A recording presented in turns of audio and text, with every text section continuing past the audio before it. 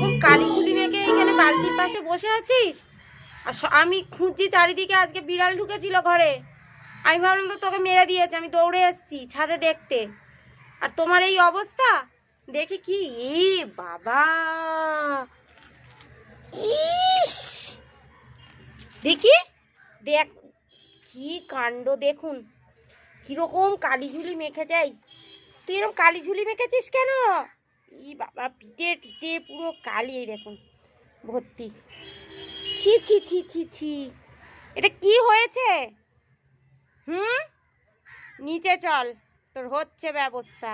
তুই ভীষণ দুষ্টু হয়েছিস।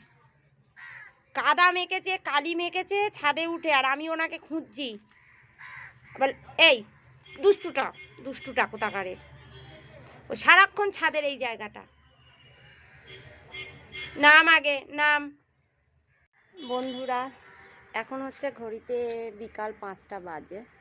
তো এই যে ছাদে উঠেছি, সকাল থেকে না শরীরটা খুব খারাপ ছিল, আজকে ছাদে উঠিনি।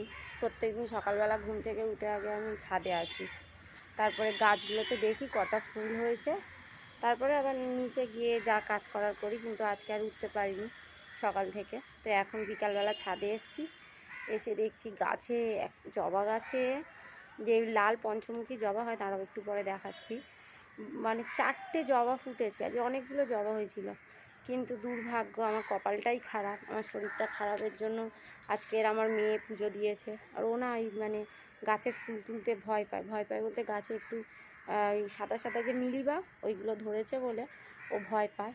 তো ও তোলেনি, ও এমনি ঠাকুরকে পুজো দিয়েছে।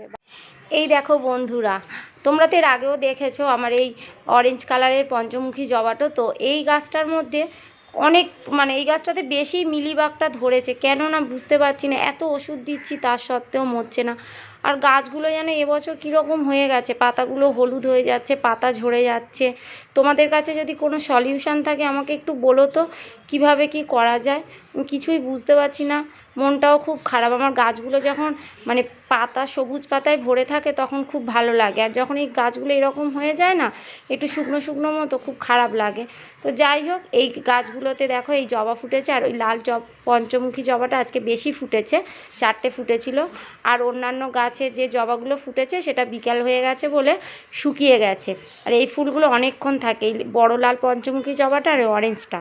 আর এই দেখো এই গাছটা, এই জবা গাছটা এবছরই কিনেছিলাম, গাছটা কিরম হয়ে গেছিলো, কিন্তু আজকে দেখো কি সুন্দর ফুলটা ফুটেছে, কি ভালো লাগছে। মানুষ যেমন পেরেছে, আজকে আর ঠাকুরের পায়ে চরণে ফুল আর পড়লো না, এটা আমার দুর্ভাগ্য।